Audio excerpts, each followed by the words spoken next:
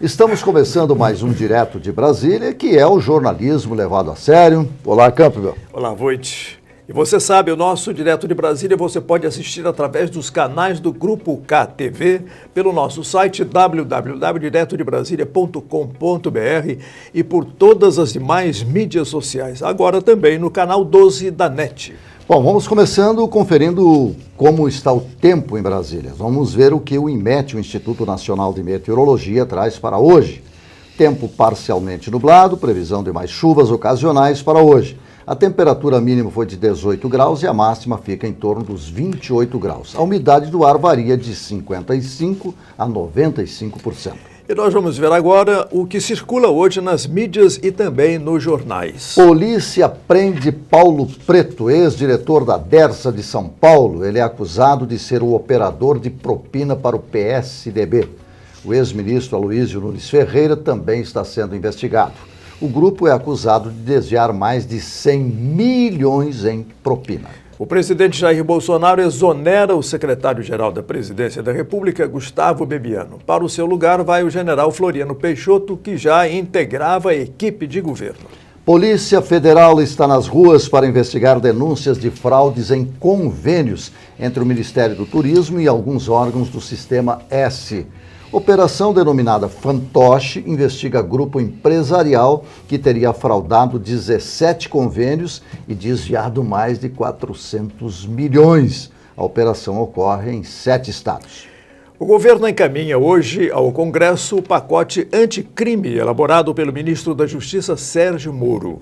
Os últimos retoques foram dados nesta terça-feira pela manhã no Palácio do Planalto com o presidente da República. O pacote foi dividido em 2 para facilitar a tramitação no Congresso. Presidente Jair Bolsonaro vai entregar pessoalmente ao Congresso amanhã a proposta de reforma da Previdência. A expectativa é que a Câmara vote a reforma ainda neste primeiro semestre. Agora vamos para um pequeno intervalo. Depois vamos falar sobre política, a demissão de Bebiano, o pacote anticrime e a reforma da Previdência. O nosso analista político, o professor Paulo Delgado, vai nos ajudar a entender este imbróglio. Nós já voltamos.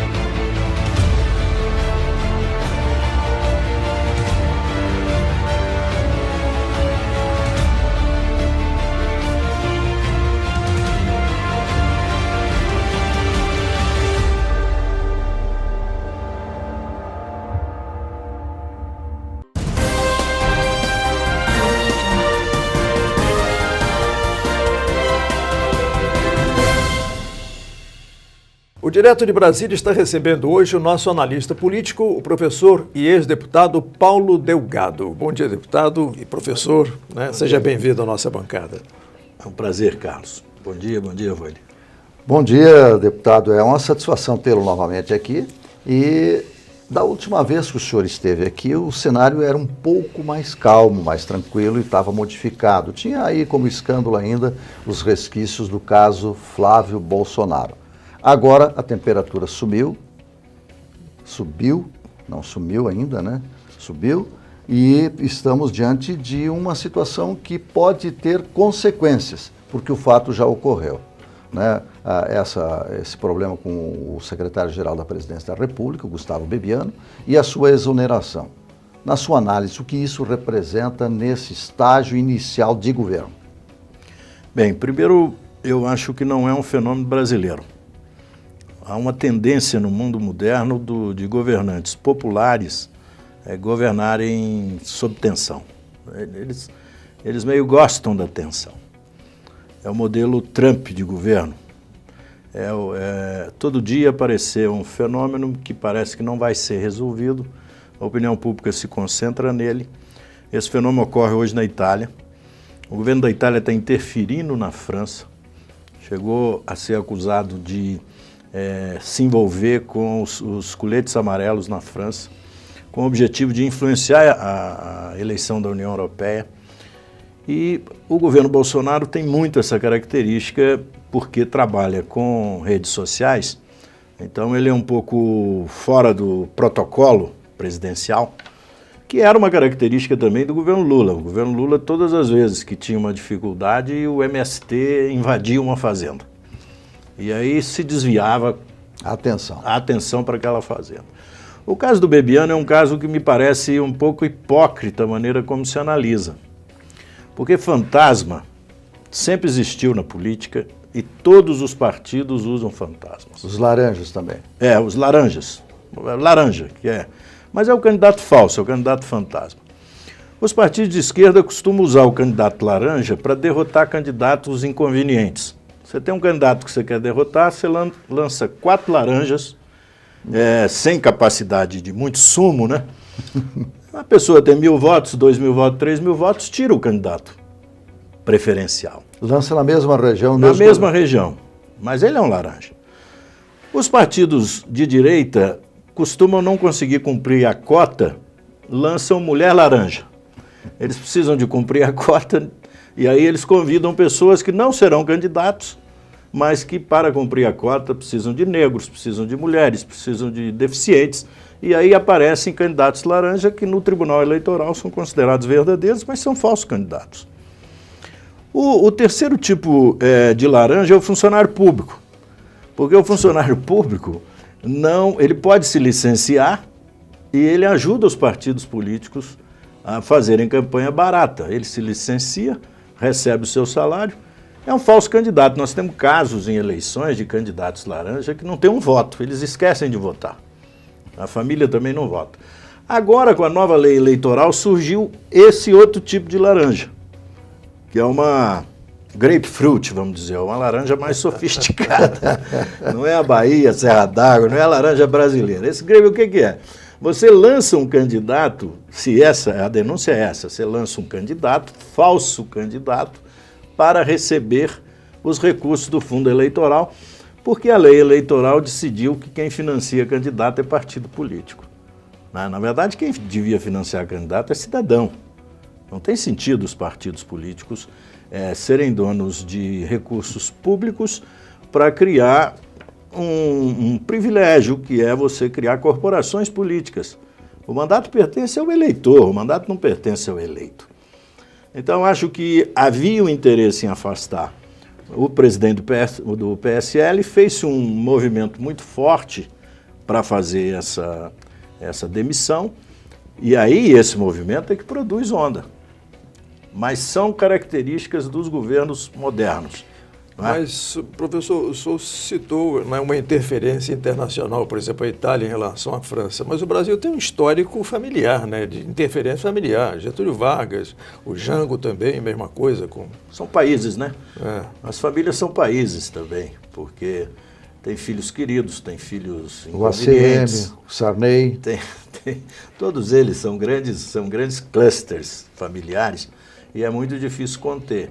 Eu acho que quando o presidente admitiu, e o protocolo da presidência da República admitiu, que o filho do presidente assentasse na capota do carro na posse presidencial, estava claro que ele era um ministro de Estado, né? Ele tinha a força de um ministro de Estado. Então eu acho que o presidente Bolsonaro é um homem simples, eu acho que ele é um homem bem intencionado, ele precisa dar certo. Só que com essas crises está aumentando a força do fio terra.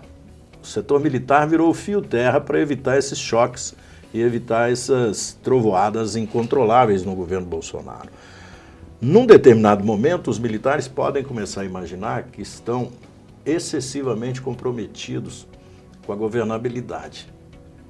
E aí você tem o vice-presidente da República que tem uma certa autonomia e é muito bem formado. Então você pode sim. Nesse momento, o senhor acha que o PSL, como partido, ele se enfraquece? Eu acho que começa a ocorrer aquilo que ocorreu com a Vale, né? você começa a minar a resistência da barragem. Você começa a acumular muita água atrás do dique. Né? Então você tem que ter mecanismos de escape em crise política. O PSL é um partido que se elegeu o segundo partido nas eleições. Então ele é o segundo partido com força popular para também governar no parlamento. Acho que se o PSL, no sistema de composição, que é uma coisa que nós falamos até no programa passado, o governo do presidente Bolsonaro tem 5 focos muito claros, mas falta um, que é o modelo parlamentar.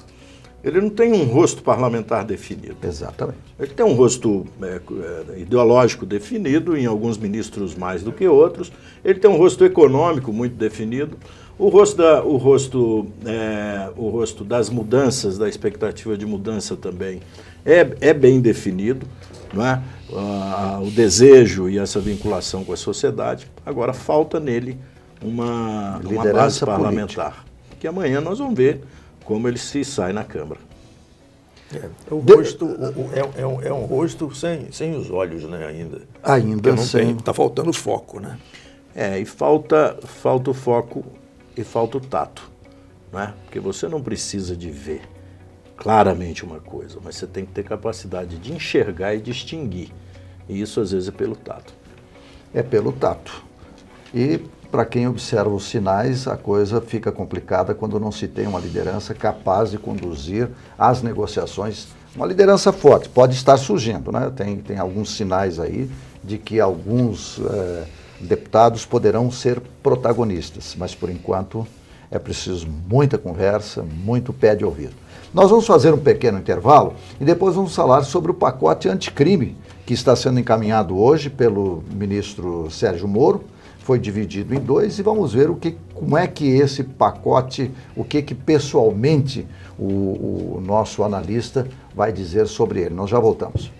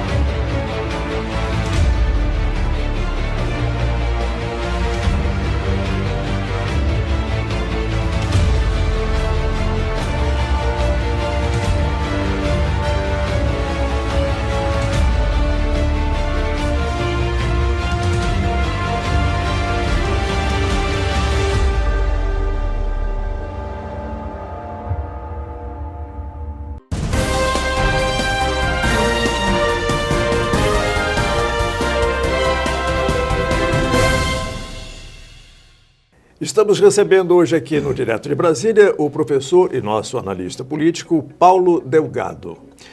Professor, hoje o governo encaminha o pacote anticrime elaborado pelo ministro Sérgio Moro. O que o senhor destacaria de importante e de relevante nesse projeto? Bem, primeiro a iniciativa. Acho que a função de um governo é exercer o seu poder e não preservar o poder.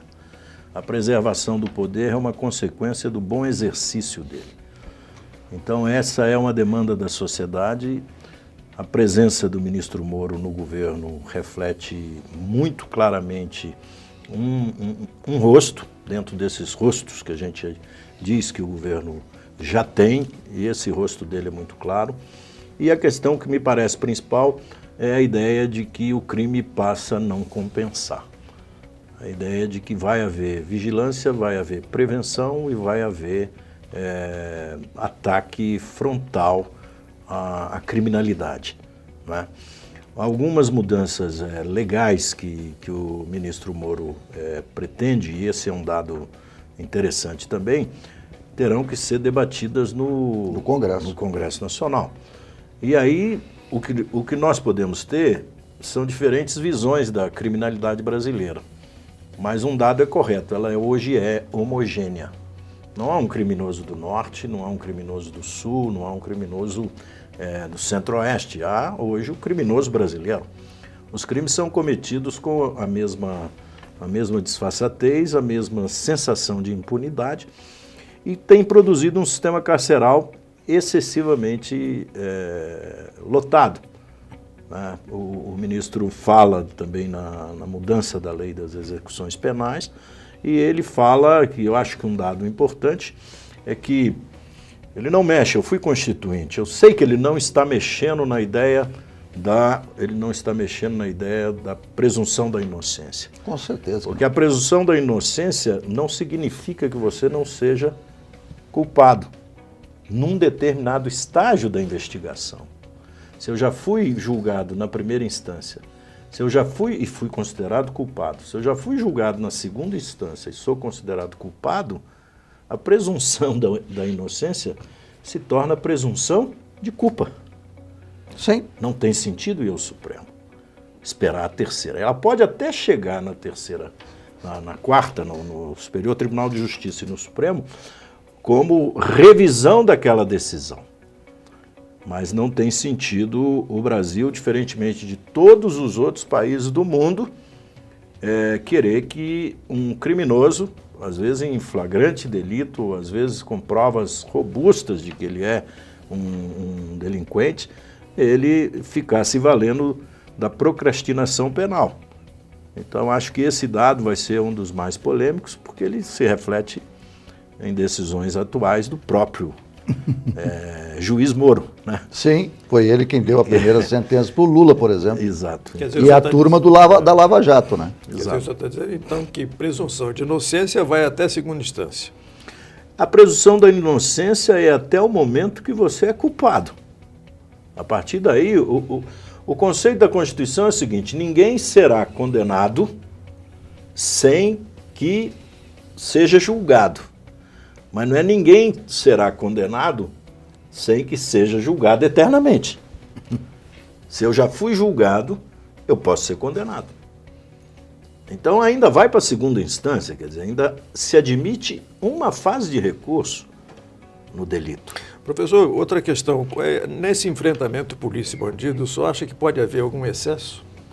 Sempre pode. Excesso Agora, da polícia, né? Porque o bandido não tem... O bandido é excessivo. O bandido é um excesso. Ele já é um excessivo. O cara com uma R15 nas costas, e ele está bem intencionado. Meu pai foi desembargador em Minas, foi juiz criminal, foi desembargador e se aposentou como desembargador em Minas Gerais. E eu, quando me elegi deputado nos anos 80, tinha conversas com ele era juiz criminal, sobre exatamente esse problema do abuso de autoridade na abordagem. O meu pai dizia uma coisa muito clara, falou assim: no momento da abordagem, reagindo ao ataque, eu não posso julgar que ele está sendo culpado ou que ele está cometendo um delito. Excedendo, né? Excedendo. No momento em que você imobiliza o bandido, o delinquente, a partir daí tem um abuso da autoridade. Mas no momento do confronto, você não pode dizer que tem abuso da autoridade. Porque, na verdade, às vezes ali está direito à vida, né? Então, acho que precisa de educar também a polícia brasileira para a abordagem. Porque as pessoas hoje têm cara esquisita. Os jovens, por exemplo. Eles são meio esquisitos, né? As pessoas hoje não estão com a cara muito boa, né? Mas não é que essas pessoas sejam criminosos, são sonhadores, são poetas, querem ser hippies. Então você também, o Brasil tem uma zona de sombra em relação ao black e white, o preto e o branco, não é? Sim. Então você tem que, se a abordagem de uma pessoa negra é diferente da abordagem de uma pessoa branca, eu tenho o direito de suspeitar que ali tem um racismo oculto. Mas não necessariamente porque o crime do branco e do negro, ele não pode haver agravante ou atenuante pelo fato de ser cometido por uma ou outra raça, que o Brasil não é um país racista. Com certeza. A Constituição brasileira não permite o racismo, é considerado um crime inafiançável. A abordagem, por exemplo, de uma mulher criminosa que tenha sofisticada competência para manipular armas e tem o jogo criminoso completo, também não é a abordagem de uma mulher, no mesmo sentido, é de uma criminosa. Então essas coisas, o Brasil tem que ver isso. A maneira de pedir um documento no Brasil ainda é excessiva. E a ideia da suspeição prévia sobre pessoas num país todo cheio de câmara, igual hoje está o Brasil, essa suspeição prévia por causa de fenótipo, porque você olha para uma pessoa e acha que a pessoa tem cara de criminoso, isso tinha que acabar na abordagem policial brasileira. Né? Professor, nós temos ainda 1 minuto. Eu gostaria que o senhor falasse sobre a entrega amanhã pelo próprio presidente da República da reforma da Previdência. Qual é a sua expectativa? Olha, a minha é a melhor possível. Eu acho que a reforma da Previdência é você não deixar o brasileiro envelhecer pobre. Não pode ter miséria na velhice. Se a reforma conseguir isso e convencer os brasileiros que todo o direito que eu tenho só se sustenta se eu achar que o outro também tem, aí a reforma da Previdência vai muito bem. O direito não pode ser confundido com interesse. O meu interesse, toda categoria profissional, tem o direito de ter interesses corporativos, mas ela não pode ter a pretensão de que o seu direito vale mais que o dos outros. Então, se o Brasil quiser resolver a questão previdenciária para que as pessoas possam envelhecer protegidas, elas têm que encarar a reforma da Previdência imediatamente. Tá certo. Professor Paulo Delgado, muito obrigado mais uma vez pela sua presença. Agora já é constante, né? Depois tem que acertar aqueles outros detalhes remuneratórios, né?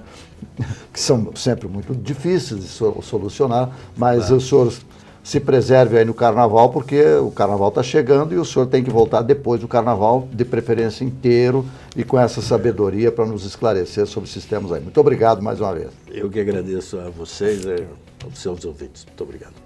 O Direto de Brasília também está recebendo hoje o deputado estadual pelo PSL de Santa Catarina. Nós vamos fazer um pequeno intervalo e vamos conversar com ele.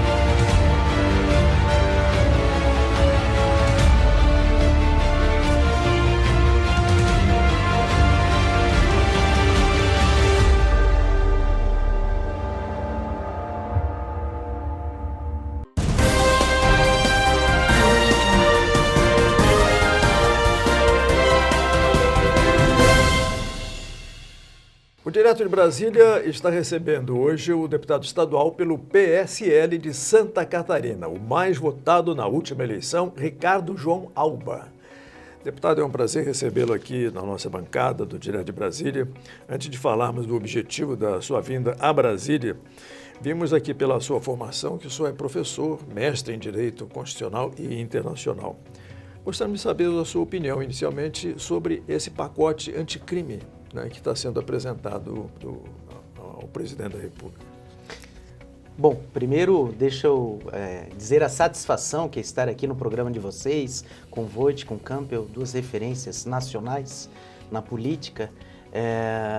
Eu acredito que é um pacote muito bem-vindo pela população, a começar pela iniciativa do ministro Sérgio Moro, um dos ministros fortes aí do governo Bolsonaro, em combater a criminalidade, em atuar tanto no campo processual penal, como no campo penal, dando mais agilidade, acabando com a procrastinação do processo penal, enfrentando o crime organizado, que atua dentro e fora do sistema prisional. Eu acho que é uma medida muito bem-vinda, não só pela população, que tem uma expectativa muito forte no governo Bolsonaro, no que tange ao combate à criminalidade, mas no meio político também. O meio político anseia há muito tempo por essas medidas que muitas vezes não encontram um consenso necessário no próprio Congresso Nacional e que são medidas de governo, que chegam com força pelas mãos de um ministro, Sérgio Moro, né, encampado pelo governo Bolsonaro. Eu acredito que vai ter o apoio necessário para aprovação desse pacote anticorrupção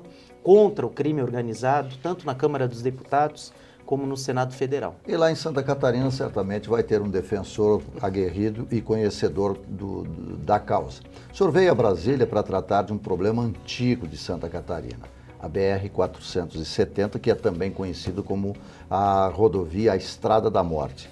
O senhor vai se reunir com o ministro da Infraestrutura. Por que essa obra até hoje não teve concluída a sua duplicação, deputado? Essa é a pergunta que nós vamos fazer para o ministro, né? Há muitos e muitos anos, nos governos anteriores, essa rodovia é apenas uma promessa que não sai do papel. Né? Antes mesmo do governo Dilma já havia a promessa da duplicação da 470. A Dilma Rousseff, a ex-presidente, reforçou isso dali, não cumpriu, agora já tem uns lotes, já começou a duplicação, mas em fase muito incipiente, em 4 lotes que começa, são 472 quilômetros de rodovia, Voit, que corta o estado de Santa Catarina inteiro e vai até o Rio Grande do Sul. E é uma das principais rodovias do estado, porque liga portos, aeroportos, a outras rodovias também, faz a ligação com até a BR-101, que corta esse Brasil inteiro, e a gente precisa, não só pelo caráter de desenvolvimento econômico e social, porque por ela escoa toda a produção do oeste, que o agronegócio é muito forte no oeste, no meio oeste, mas também do Vale do Itajaí, cuja região tem os maiores PIBs, o maior PIB de Santa Catarina. Mas também, Campbell, por causa da preservação da vida dos catarinenses, né? Uma rodovia da morte. No trecho entre Navegantes e Indaial, ocorrem muitas mortes diariamente. Só no ano passado foram 102 óbitos na rodovia, na BR-470. Num ano, 102 óbitos. Em 18 anos, de 2000 a 2018, nós fizemos esse levantamento, 1.966 óbitos, quase 2.000 mortes. Mas você acha que isso aí acontece, deputado, porque foi mal construída a rodovia? Tem alguns erros? Quando ela foi construída, ela atendia a necessidade, só que não vem sendo dada manutenção e ela já não atende mais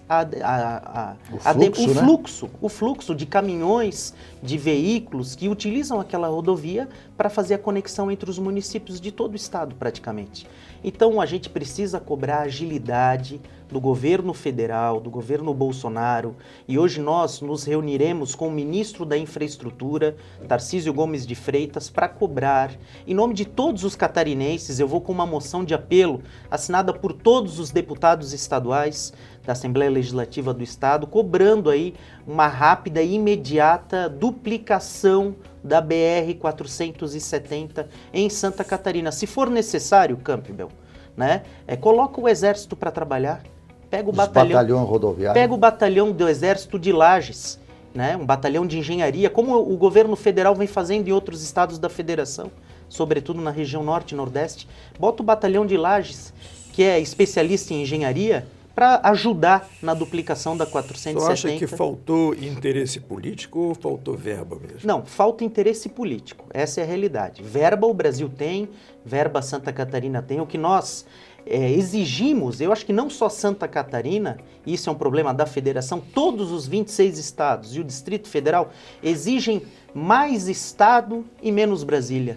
Nós precisamos descentralizar esse país de verdade. É impossível que os municípios e os estados produzam tanto e o recurso fique aqui na União e depois os estados e os municípios venham aqui pedir dinheiro para o governo federal. Passar o pires. Isso acontece todo ano, a toda hora. É preciso que os recursos fiquem nos estados. Então a gente precisa rever esse modelo federativo para que haja uma descentralização de verdade. Enquanto o Congresso não faz isso, cabe a todos nós, todos os agentes políticos de Santa Catarina, como é o meu caso, fazer pressão para que tenhamos resultado. E a prioridade das prioridades em Santa Catarina, Voit, é a duplicação da BR-470. Eu conheço bem aquela estrada lá, o senhor é de Blumenau, né? De Blumenau. Fica aquele trecho ali entre Itajaí e Indaial, que é um horror, né?